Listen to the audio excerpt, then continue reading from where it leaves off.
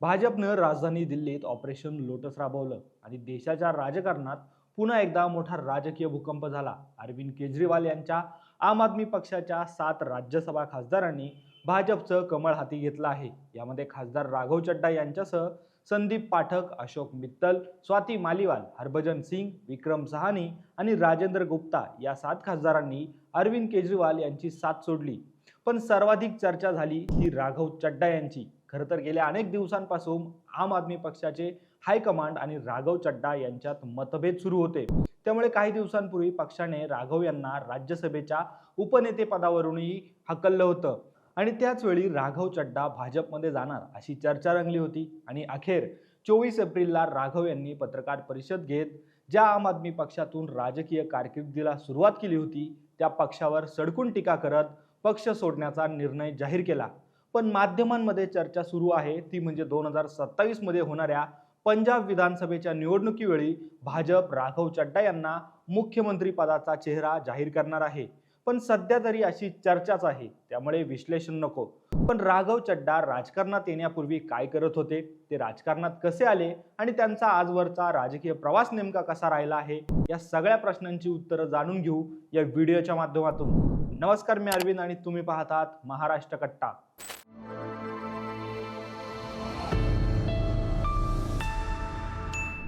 राघव चड्डा यांचा जन्म 11 नोव्हेंबर 1988 मध्ये दिल्लीतील राजेंद्र नगर येथे झाला। दिल्लीत लहानाचे मोठे झालेल्या राघव यांनी शालेय शिक्षण शहरातील मॉडर्न स्कूलमधून पूर्ण केलं। त्यानंतर पुढील शिक्षणासाठी त्यांनी दिल्लीतील श्री व्यंकटेश्वर कॉलेजमध्ये प्रवेश घेतला आणि बीकॉम मधून पदवी पूर्ण केली। याच दरम्यान राघव सीएच्या परीक्षेची तयारी करत होते आणि 2011 मध्ये म्हणजे अगदी पहिल्याच प्रयत्नात म्हणजे वयाच्या 22व्या वर्षी राघव यांनी सीएची परीक्षा क्रॅक केली आणि मल्टीनॅशनल ऑडिट आणि कन्सल्टिंग कंपनी डेलॉट आणि थॉर्टन यांच्यासाठी काम केलं। तर लंडन स्कूल ऑफ इकॉनॉमिक्समधून त्यांनी फायनान्समध्ये पोस्ट ग्रॅज्युएशन पूर्ण केलं आहे। त्यांच्या कौटुंबिक जीवनाबद्दल बोलायचं झालं तर राघव यांच्या कुटुंबात वडील सुनील चड्डा आहेत, तेही सीए आहेत, तर त्यांची आई गृहिणी आहे आणि राघव यांची धाकटी बहीणही सीए आहे। पण राघव यांनी ज्या वर्षी सीएची परीक्षा पास केली होती त्याच वर्षी म्हणजे 2011 मध्ये दिल्लीच्या जंतर मंतर मैदानावर अण्णा हजारे यांचं सत्ताधारी काँग्रेस सरकारच्या भ्रष्टाचाराविरोधात जोरदार आंदोलन सुरू होतं। मग काय, राघव यांनीही या आंदोलनात सहभाग घेतला। याच दरम्यान राघव यांची अरविंद केजरीवाल यांच्याशी पहिल्यांदा भेट झाली।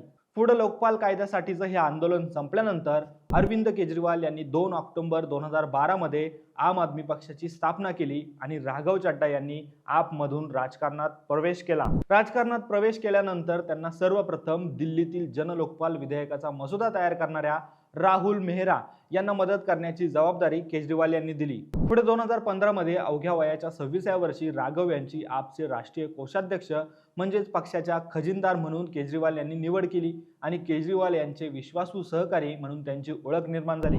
पुढे 2019 मध्ये त्यांनी दक्षिण दिल्ली मतदारसंघातून लोकसभा निवडणूक लढवली, पण भाजपचे उमेदवार रमेश बिथुरी यांच्याकडून त्यांना पराभव पत्करावा लागला। पण पुढच्याच वर्षी म्हणजे 2020 मध्ये दिल्ली विधानसभेच्या निवडणुकीत राजेंद्र नगर मतदारसंघातून राघव चड्डा पहिल्यांदा आमदार झाले। त्यामुळे अरविंद केजरीवाल यांनी दिल्ली जल मंडळाचे उपाध्यक्ष म्हणून त्यांच्यावर जबाबदारी सोपवली। त्यानंतर 2022 मध्ये पंजाब विधानसभा निवडणुकीत आपला मिळालेल्या ऐतिहासिक विजयात प्रभारी म्हणून राघव चड्डा यांचा सिंहाचा वाटा होता। पण पंजाबमध्ये भगवंत मान यांच्या मुख्यमंत्री पदाच्या नेतृत्वात आपचे सरकार सत्तेत आल्यानंतर अनेक महत्त्वाचे निर्णय हे राघव चड्डा घेत असल्याचा आरोप विरोधकांनी त्यावेळी केला होता। म्हणजे पंजाबचे मुख्यमंत्री भगवंत मान असतानाही डी फॅक्टो मुख्यमंत्री म्हणून पडद्यामागून राघव चड्डाच राज्य चालवत होते अशी चर्चा त्यावेळी राजकारणात रंगली होती। कारण आपमधील सर्व अडचणी दूर करणारे नेते म्हणून राघव चड्डा यांच्याकडे पाहिलं जात होतं। पंजाबमध्ये आपचे उमेदवार निवडण्यात, प्रचाराचे नियोजन करण्यात आणि पक्षात संघटनात्मक बदल करण्यात राघव चड्डा यांची महत्त्वाची भूमिका होती। याचं कारण म्हणजे अरविंद केजरीवाल यांचा राघव चड्डा यांच्यावरती विश्वास होता आणि याच कामाची पोचपावती म्हणून एप्रिल 2022 मध्ये अरविंद केजरीवाल यांनी राघव चड्डा यांना पंजाबमधून राज्यसभेवर पाठवलं आणि पंजाबमधील राज्यसभेचे सर्वात तरुण खासदार असणारे राघव चड्डा यांना पक्षाचे युवा प्रवक्तही करण्यात आलं। त्यामुळे माध्यमांमध्ये पक्षाचा प्रमुख चेहरा बनलेले राघव चड्डा यांनी अनेक मुद्द्यांवर आवाज उठवला। याच दरम्यान 24 सप्टेंबर 2023 रोजी उदयपूरमध्ये राघव चड्डा आणि बॉलिवूड अभिनेत्री परिणीती चोप्रा यांचा शाही विवाह सोहळा पार पडला आणि राघव चड्डा हे नाव आणखी चर्चेत आलं. पुढे अरविंद केजरीवाल यांना मद्य घोटाळा प्रकरणात अटक झाली. दिल्लीतले आम आदमी पक्षाचं सरकारही गेलं आणि याच दरम्यान राघव चड्डा हे पक्षापासून दूर गेले अशा बातम्या माध्यमांनी दाखवल्या. पुढे अरविंद केजरीवाल यांची निर्दोष सुटका झाल्यावर राघव चड्डा यांच्यावर कारवाई करण्यात आली. त्यांना राज्यसभेच्या उपनेते पदावरून काढण्यात आलं. त्यामुळे राघव चड्डा यांनी आपचा झाडू टाकून आता भाजपचं कमळ हाती घेतलं आहे.